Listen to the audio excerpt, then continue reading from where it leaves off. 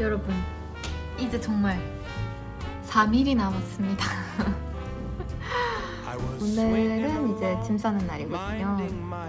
이제 물건들을 정리하고 있는데 나의 그 3개월 동안의 일상활은 어땠는가를 말해보려고 합니다.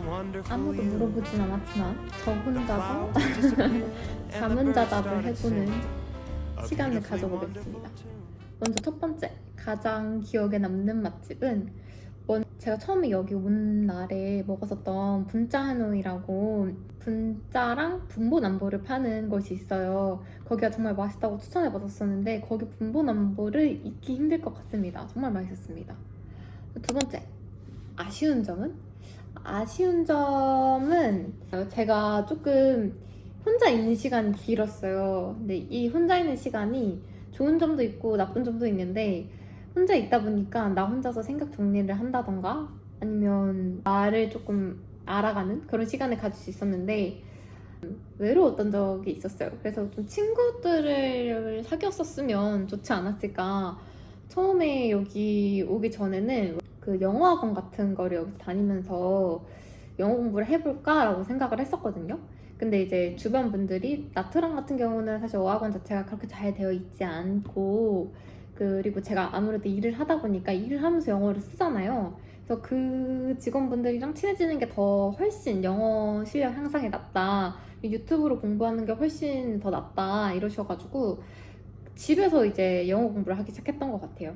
집에서 유튜브로 영어 공부하고 출근해가지고 영어를 사용하고 그런 방식으로 했는데 아무래도 이제 같이 일하시는 분들은 다들 여기서 사는 거니까 각자의 생활이 있잖아요. 각자의 가정이 있고. 그래서 저랑 그렇게 밖에서 만나고 놀고 이러지는 못했거든요. 그래서 그게 조금 아쉽기는 합니다.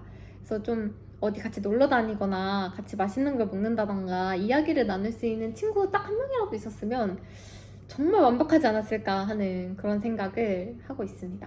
세 번째, 가장 행복했던 순간인데요.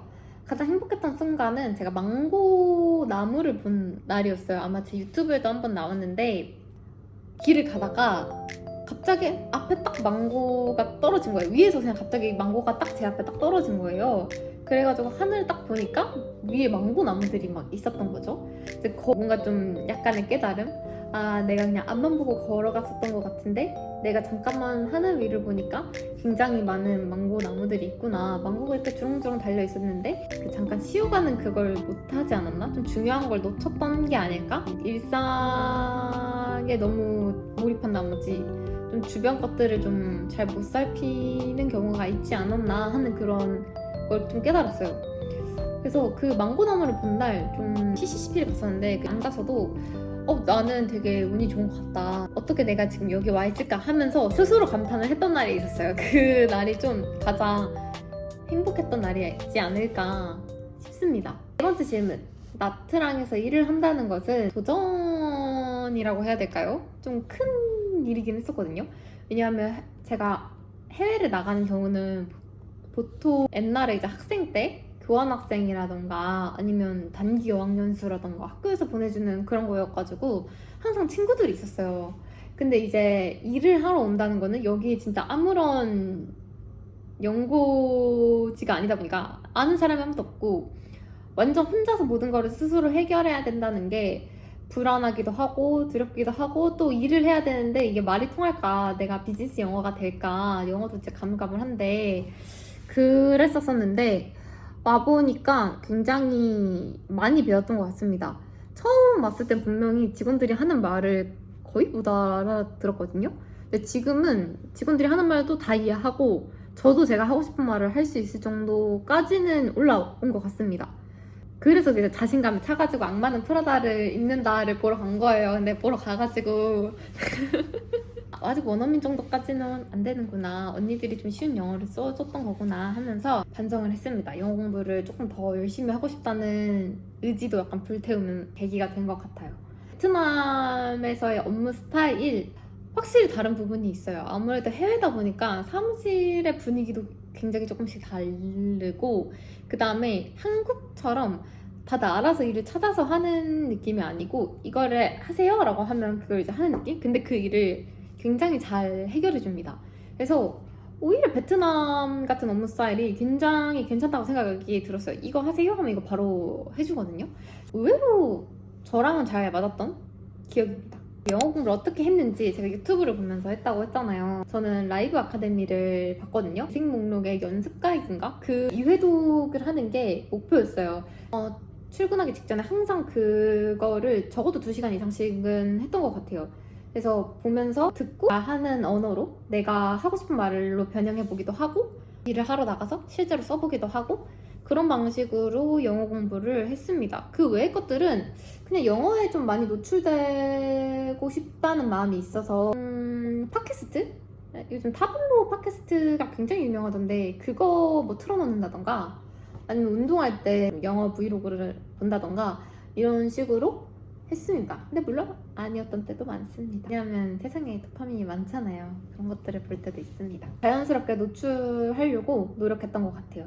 근데 사실 그렇게까지 아직은 말한다고 자신있게 말할 정도가 아니라서 그냥 나는 이런 식으로 했는데 더 열심히 해야 될 것 같습니다. 아무래도 저는 내가 어떻게 바뀌었는가 인생의 뭔가 챕터 하나가 끝난 것 같다는 느낌을 받았어요. 왜냐하면 제가 나이가 29이란 말이죠. 내년이면 이제 30이에요. 10대 때 제가 껐던 건들을 적어놓은 목록들이 있는데 이걸 나중에 한번 보여드릴 기회가 있으면 좋겠는데 거기에서 상당 부분을 이룬 것 같아요.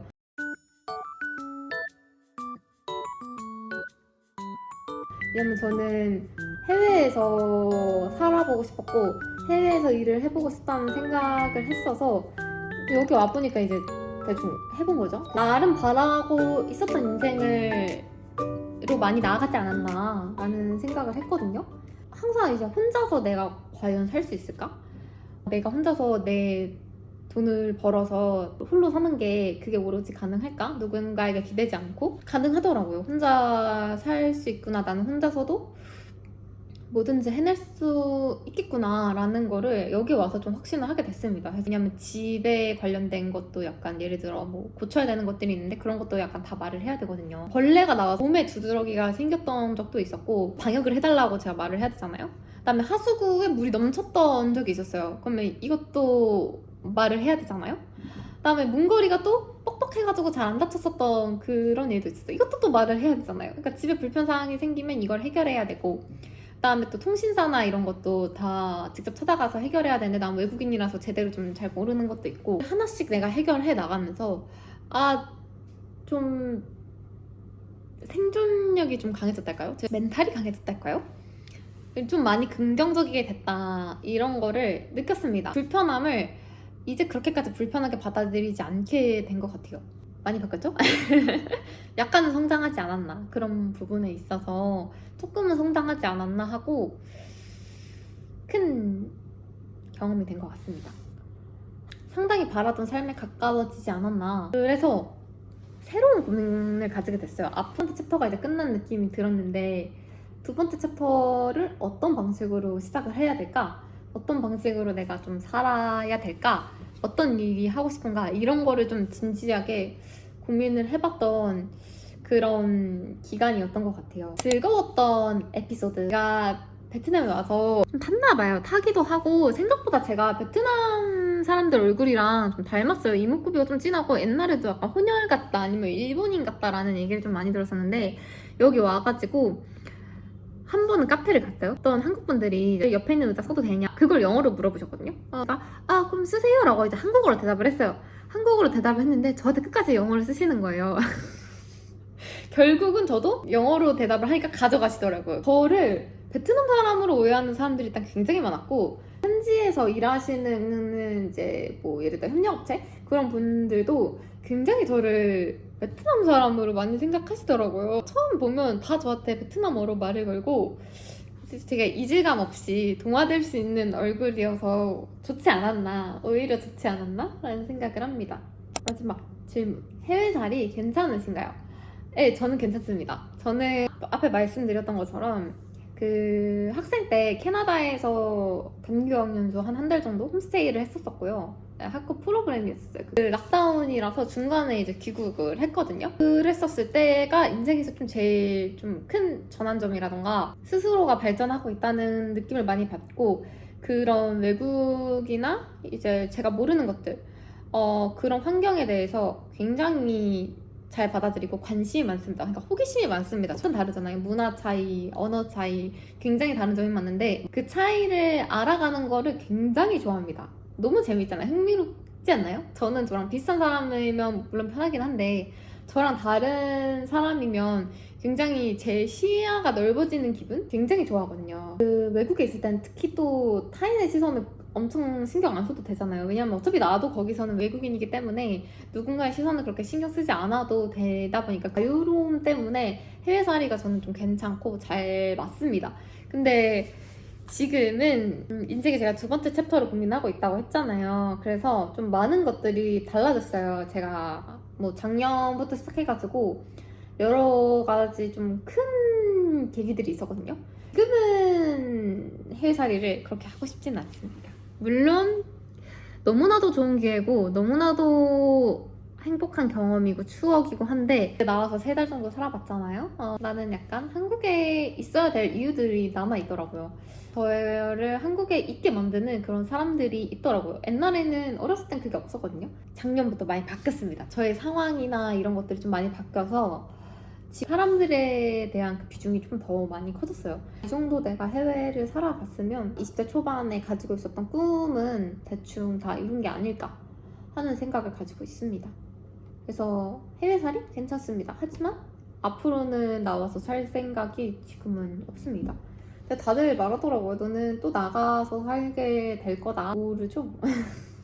아무튼 굉장히 좋은 경험이었고 그리고 나트랑 자체를 굉장히 사랑하게 됐어요. 베트남 사람들이 굉장히 착하거든요. 좀 친절해요. 그 사람들의 그 친절함에 일단 감동하기도 했고 그 다음에 음식이 정말 맛있습니다. 베트남 같은 경우는 음식이 정말 저는 한국 음식은 거의 생각이 안 나가지고 만들어 먹지도 않고 맨날 다른 레스토랑을 돌아다녔던 것 같아요. 근데 이게 3개월이라고 한정되어 있는 시간이니까 제가 그럴 수 있었던 것 같기는 하거든요. 저는 아무튼 매일 맛있는 걸 먹으려고 돌아다녔고 맛집 리스트가 어마어마합니다. 그래서 이 맛집 리스트 관련해가지고 콘텐츠를 만들 수 있으면 한번 만들어 보도록 할게요. 맛집, 디저트, 술은 많이 안 마셨거든요. 술은 좀 소개하기 어려울 것 같은데 놀거리, 나트랑에서 뭘 하면 되게 재밌을지 좀 이런 것들을 제가 한번 만들어 보겠습니다. 일단 오늘 영상은 여기까지고요. 저의 그냥 3개월간의 타지살이에 관한 그런 내용을 한 번은 정리를 해보는 게 좋지 않을까 싶어가지고 기록을 할 겸 만들어 본 영상입니다. 나중에 이 영상을 보게 되면 이때 나는 이런 생각을 많이 했구나, 이런 걸 배웠구나 할 수 있겠죠? 좋았던 걸 하나 더 말씀드리자면 여기 직원들과도 굉장히 그 끈끈한 그런 애정이 생겼어요. 그래서 서로 약간 이렇게 포옹하고 나 안 갈래 약간 이랬었거든요. 그래서 그렇게 소중한 저의 국제 친구들이 생긴 것도 너무나도 행복한 경험인 것 같습니다. 새로운 사람들을 만나고 새로운 문화를 겪어보고 새로운 업무 스타일을 해보고 뭐 하나 빠짐없이 저한테 필요했던 경험이고 좋은 경험이지 않았나 싶습니다. 저는 오늘 Even for one night to see where it went.